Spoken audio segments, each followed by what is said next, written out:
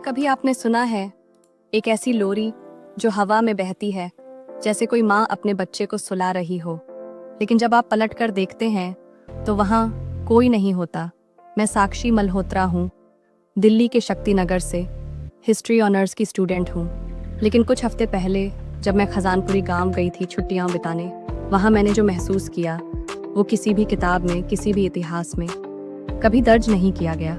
वो लोरी और वो एहसास आज भी मेरे दिल के किसी कोने में गूंजता है और शायद अब आपकी रूह में भी उतरने वाला है।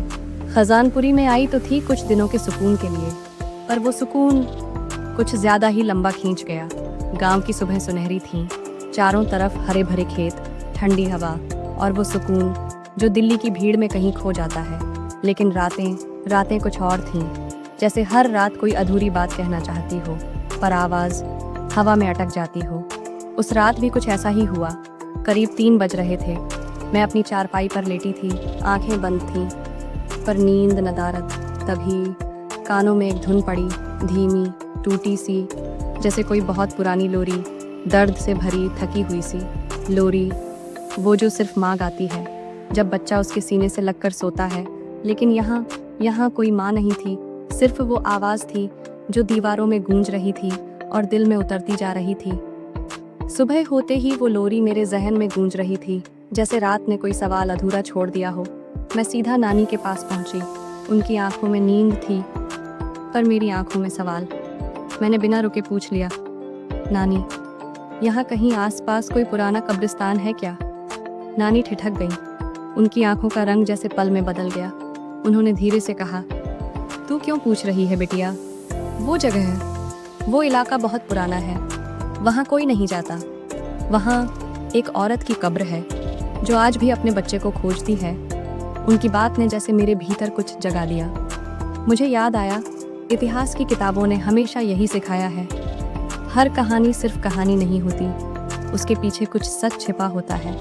और जब बात माँ की हो तो वो झूठ नहीं, वो एक अधूरी ममता होती है जो वक्त, मौत और जन्म से परे अब भी किसी को ढूंढ रही होती है। मैं अकेली थी, लेकिन मुझे लग रहा था जैसे कोई मेरे साथ चल रहा हो। जंगल की उस पगडंडी को पार करना आसान नहीं था। हर पेड़ कुछ कह रहा था, हर झाड़ी से जैसे कोई बीती चीख झांक रही थी। और फिर मैं एक वीरान ज़मीन पर पहुंची। सब कुछ ठहरा हुआ था, जैसे वक्त वहाँ सदियों से रुका हो। वहाँ एक कब्र थी, बेहद पुरानी, मिट्टी से ढकी हुई। उस पर कोई नाम नहीं था, बस एक टूटा हुआ गुड्डा रखा था और उसके पास छोटे पैरों के निशान। मैंने पास ही खड़ी एक औरत से पूछा, और जो उसने बताया उसने मेरी रूह हिला दी। हर साल एक छोटा लड़का यहाँ आता है, कुछ रखता है मिट्टी में और फिर उस कब्र से लिपट कर घंटों रोता है। उस मासूम की सिसकियाँ जैसे उस वीराने में गूंजती हैं। और मैं सोचती रह गई, कौन है वो बच्चा और किससे मिलने आता है? क्या उस कब्र में सच में कोई माँ है या कोई अधूरी ममता जो अब भी इंतज़ार कर रही है? उस रात फिर से वही लोरी सुनाई दी, लेकिन इस बार मैंने अपनी आंखें नहीं खोली, मैं हिली भी नहीं।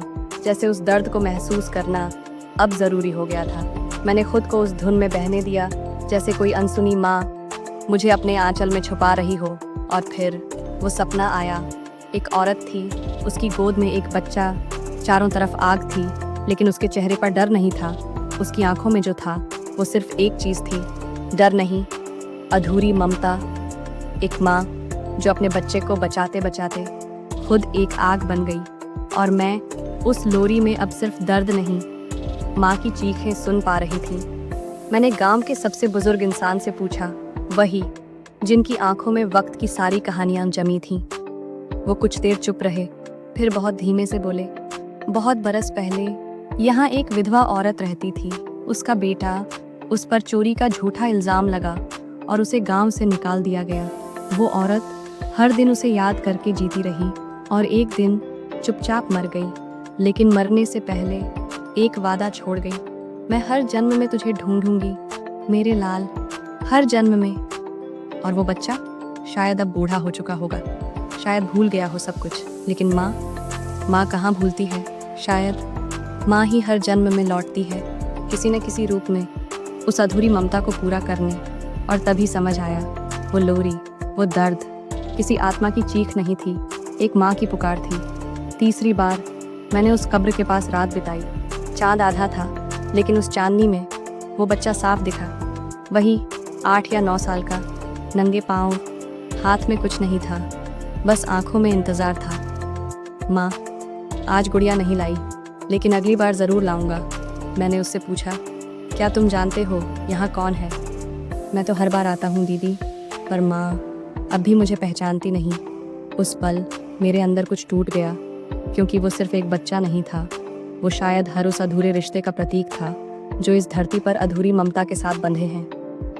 मैंने मिट्टी खोदी, वहाँ जहाँ वो बच्चा हर बार कुछ छोड़ जाता था।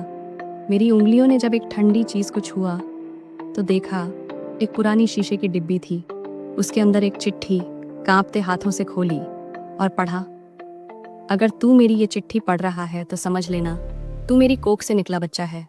चाहे समय बदले, शरीर बदले, माँ की ममता नहीं बदलती। अगली बार जब आए तो मुझे पहचान लेना। मेरे हाथ कांप रहे थे और तभी कब्र से एक आवाज़ आई, बेहद धीमी लेकिन साफ। अब मुझे शांति मिल गई। लोरी अब एक बार आखिरी बार गूंजती है, लेकिन इस बार उसमें दर्द नहीं, सुकून है। और फिर वो हवा में खो जाती है। वो लोरी जो रातों में डर लगती थी, अब किसी माँ की विदाई सी लग रही थी। शायद हर जन्म में माँ हमें ढूंढती है, और जब पहचान लेती है तभी उसे शांति मिलती है। उस दिन के बाद मैंने एक बात हमेशा के लिए समझ ली, ममता का रिश्ता शरीर से नहीं होता, आत्मा से होता है। जन्म बदल जाए, चेहरे बदल जाए, लेकिन एक माँ अपने बच्चे को ढूंढना कभी नहीं छोड़ती। हर जन्म में वो किसी न किसी रूप में लौटती है, सिर्फ अपनी अधूरी ममता को पूरा करने। दोस्तों, ये कहानी सिर्फ पुनर्जन्म की नहीं थी, ये कहानी थी उस रिश्ते की जो एक माँ और उसके बच्चे के बीच हर जन्म, हर वक्त, हर आत्मा में बना रहता है। कभी कभी हम किसी अनजान जगह में अजीब सा अपनापन महसूस करते हैं, या किसी अनजाने इंसान से दिल जुड़ जाता है। शायद वो रिश्ता इस जन्म का ना हो, लेकिन आत्मा ज़रूर पहचान लेती है। अगर ये कहानी आपके दिल तक पहुंची हो तो आज ही अपनी माँ को गले लगाना, क्योंकि कुछ रिश्ते शब्दों से नहीं, एहसास से निभाए जाते हैं। और अगर आपने भी कभी किसी ऐसी लोरी को महसूस किया है, किसी अनकही याद से जुड़े हों, तो कमेंट में मुझे ज़रूर बताना। और अगर आप चाहते हो कि मैं फिर आऊँ किसी और कहानी के साथ, तो चैनल को सब्सक्राइब ज़रूर करना। अगली बार फिर मिलूंगी एक नई आत्मा की तलाश में, एक नई कहानी के साथ। तब तक अपने दिल की आवाज़ सुनते रहना और अपने अपनों को महसूस करते रहना।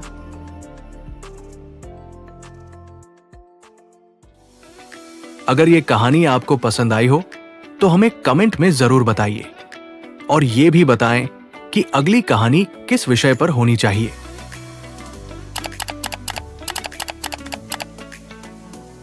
चैनल को सब्सक्राइब करें और वीडियो को शेयर करें। आपका एक सुझाव किसी की जिंदगी बदल सकता है।